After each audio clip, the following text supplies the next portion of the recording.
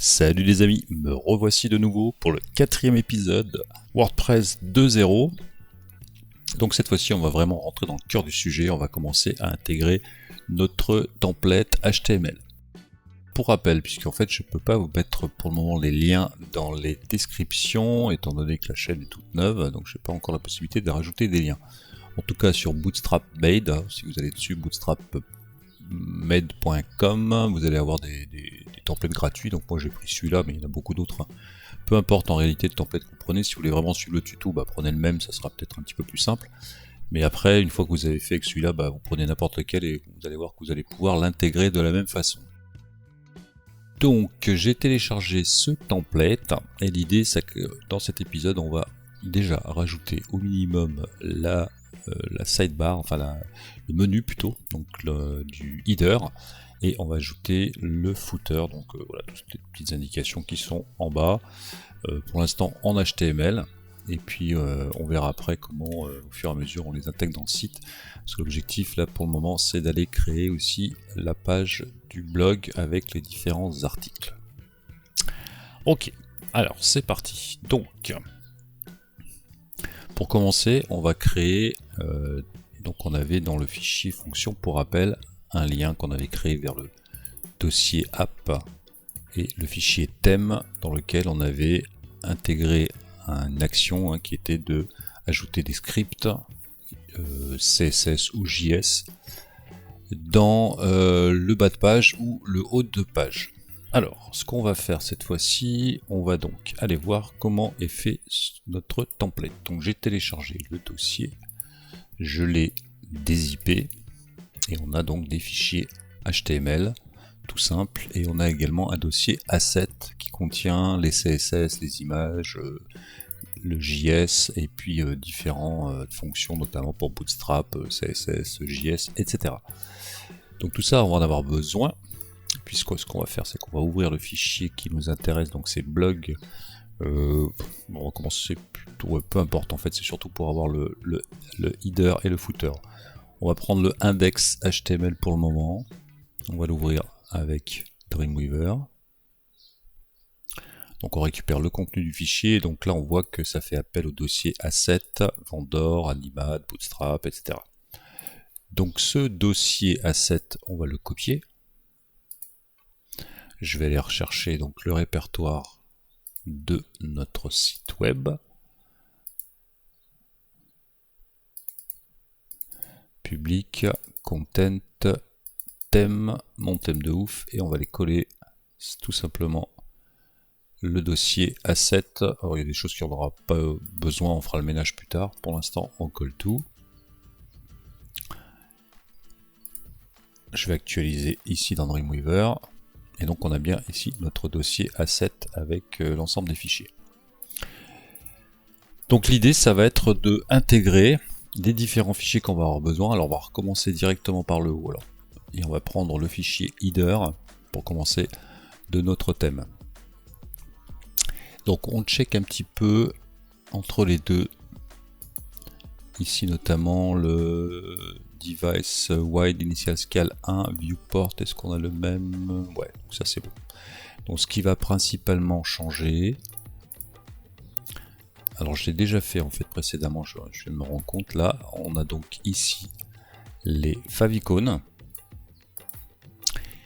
et ensuite les fichiers qu'on va avoir besoin, donc des fichiers de style ainsi que la fonte Google ici. Donc les favicons, je les ai déjà intégrés. Et pour avoir l'URL exact, j'ai utilisé la fonction getTemplate directory URI, donc qui permet en fait d'avoir le lien vers le dossier de mon thème et donc d'avoir le lien exact de l'image qui se trouve dans le dossier asset. Petite fonction donc WordPress. Donc ça c'est pour les deux images et c'est tout pour l'instant dans ce fichier. Donc on va aller dans notre fichier thème. Et on va remplacer en fait les différents liens ici par nos liens présents dans le head, c'est-à-dire tout cela. Donc pour faire ça, on va demander à notre cher assistant ChatGPT, on va lui dire par exemple, alors génère Déjà ça commence mal. Génère un fichier. Non, plutôt génère la fonction WordPress pour ajouter ces styles au header du site. 2 points. On va aller à la ligne. Je vais coller donc les fameux liens.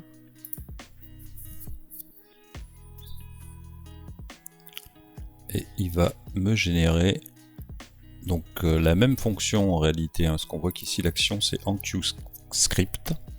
Et ce qu'on a déjà sur notre fonction dans le dossier thème pour le Bootstrap, c'est aussi enqueueScript. Donc c'est exactement la même chose. Donc ce qu'on va remplacer en réalité c'est juste ça. On va garder le même nom de fonction. Attendez, j'ai enlevé une balise qu'il fallait pas. Hop, c'est plutôt juste ça, voilà. On va garder le même nom de la fonction ici, ajouter CSS et JS. Et on va simplement récupérer tout ce qui est donc au milieu de notre fonction. Voilà, jusqu'ici. Et on va la coller dans notre fonction ajouter CSS et JS. enqueueScript, ajouter CSS et JS, c'est parfait. Donc il a automatiquement mis le get template directory URI, donc c'est la même fonction qu'on a vu précédemment pour récupérer l'URL du thème et les différents fichiers qu'on lui a demandé d'inclure. Vous voyez, ça fait quand même gagner pas mal de temps. Donc j'enregistre ce fichier. Alors à partir du moment où on a un enqueue, la fonction ici enqueueStyle, ça va ajouter donc une feuille de style dans le header de votre thème. Pour rappel, dans le header, c'est la fonction ici wp-head. Maintenant, ce qu'on a besoin, si on check notre fichier index.html, je descends tout en bas et je vois qu'ici, à partir après la balise footer, après la balise href qui est là, on a les balises script, donc on en a plusieurs jusqu'ici. Donc elle, ça va être le même topo. Je vais récupérer tout ça. On va aller dans notre assistant chat GPT. On va lui dire créer la fonction pour ajouter mes fichiers JS dans le footer. 2 points. Et je colle donc les liens. Alors je vais la copier telle quelle pour qu'on puisse regarder ensemble. Donc ici j'ai 2 solutions dans mon fichier thème. Soit je décide de créer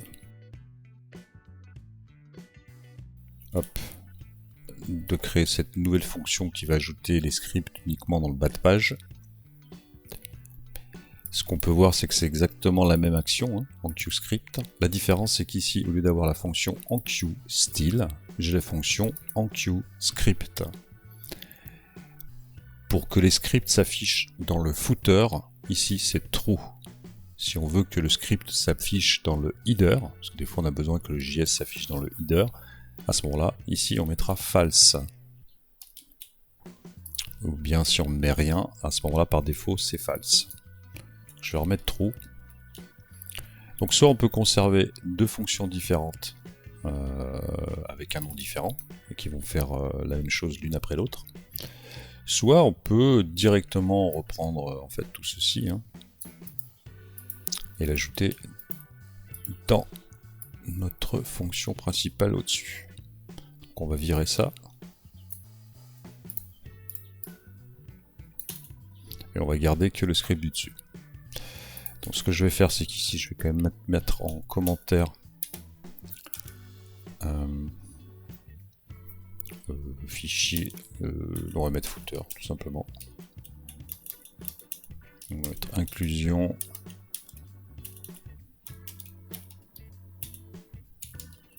dans le footer.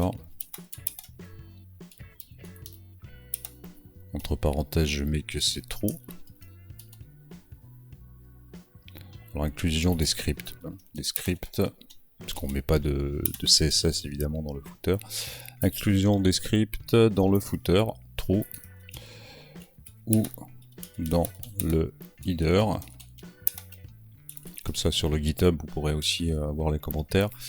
False. Voilà, donc c'est un choix. Alors on va tester pour voir si ça fonctionne bien comme ça, ou s'il faut vraiment faire les deux fonctions. Alors juste pour les séparer, je vais quand même, parce que j'ai vraiment besoin de voir que c'est dans le footer. Je vais faire comme ça. Ok, on est bon, je l'enregistre et on va aller checker, vérifier le résultat sur notre page d'accueil par exemple. On voit que ça a changé la police. Alors afficher, tac tac, donc on a bien ici les fameux liens vers les fichiers CSS. On voit que les fichiers sont bien sur le serveur, donc c'est tout bon. On a bien accès, on a bien l'URL, la bonne URL, hein, qui est directement l'URL du thème. Et on a en bas de page, on a bien tous nos scripts JS. Donc c'est parfait.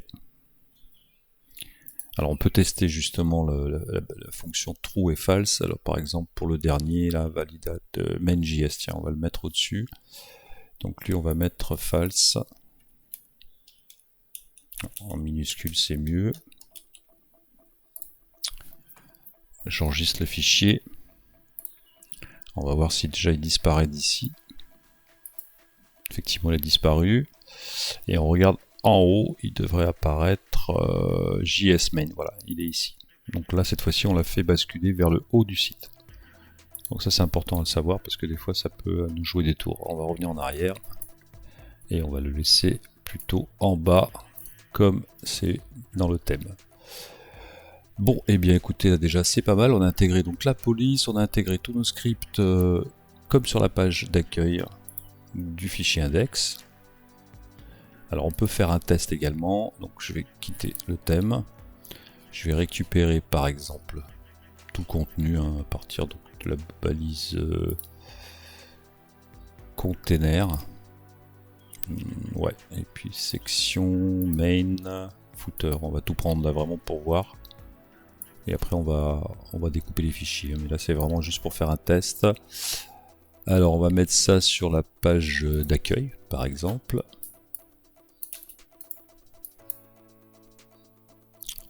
Ok, j'enregistre. Et on va regarder déjà ce qui se passe sur notre page d'accueil.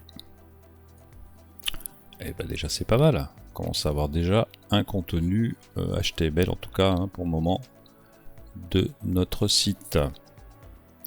Bien.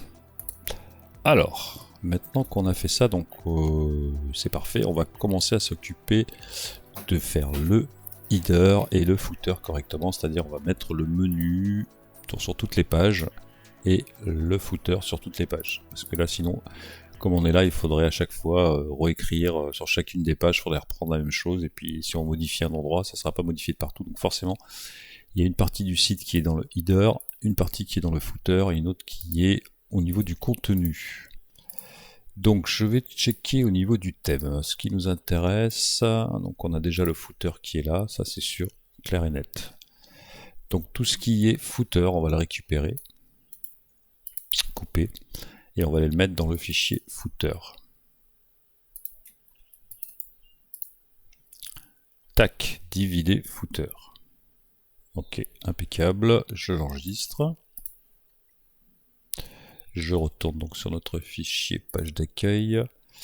Tout ce qui est header. Alors par contre, il faut qu'on vérifie qu'est-ce que c'est que ça. Ah oui, ça c'est le carrousel. C'est-à-dire c'est le carrousel qui est ici, donc le slider qui est au-dessus. Donc lui, il n'est pas dans le fichier header, lui il va être dans la page d'accueil en fait uniquement. Donc on va récupérer tout ce qui est header. Je coupe pour l'enlever.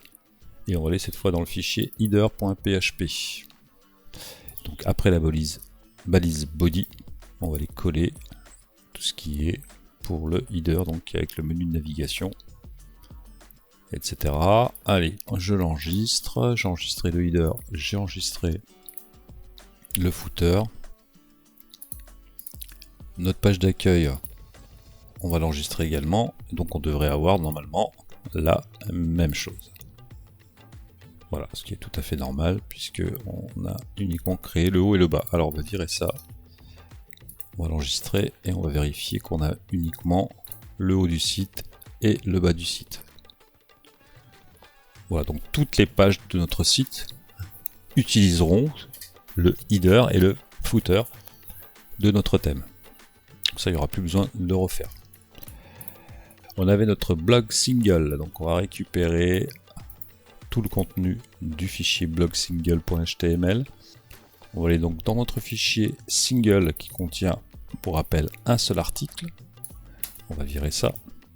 On va coller le contenu et on va l'enregistrer. Donc l'idée maintenant, c'est d'aller voir dans notre site si les articles s'affichent dans notre template. Donc on a bien le template, c'est parfait. Par contre le contenu, pour le moment il est faux, hein, puisque le contenu c'est un contenu HTML.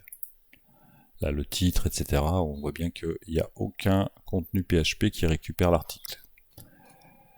Donc maintenant la suite, ça va être justement de mettre en page cette section, cette page, en utilisant toutes les informations de notre blog WordPress.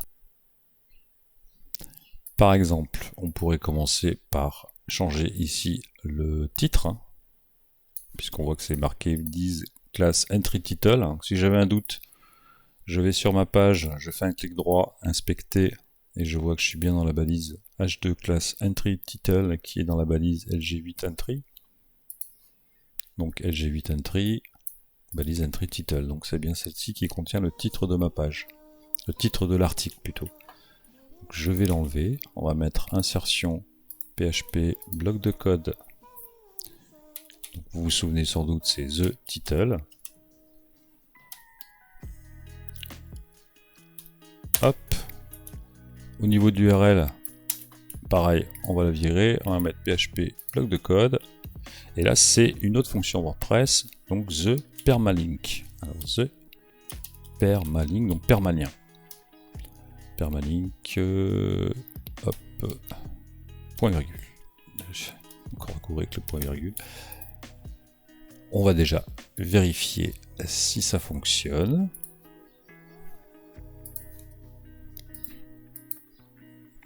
Donc, effectivement, le titre de l'article, on peut le vérifier là. Hein. Je vais marquer article 1, article test, comme ça sera plus parlant.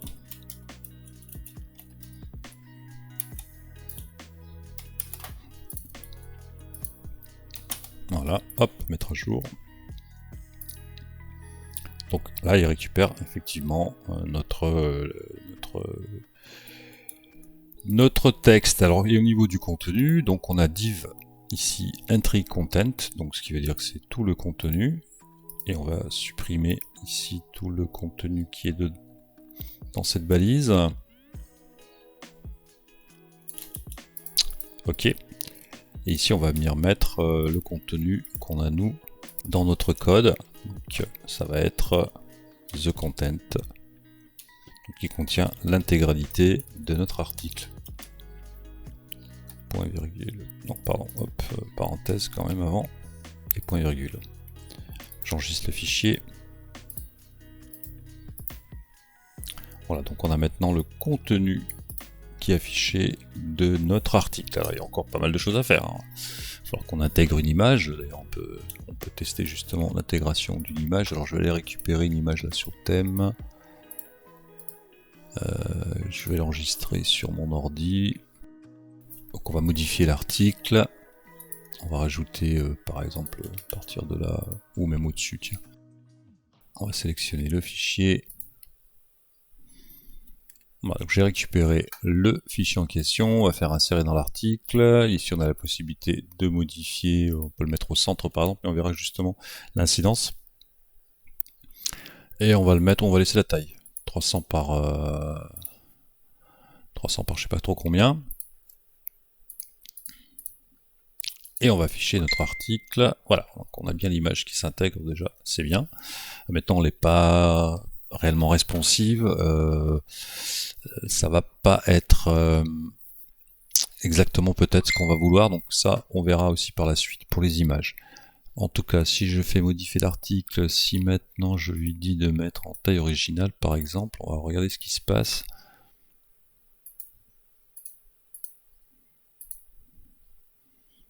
Ouais, ok, bon c'est pas trop mal, déjà il la met, apparemment elle est quand même responsive, parce qu'il y a certains thèmes en fait où l'image n'est pas du tout responsive.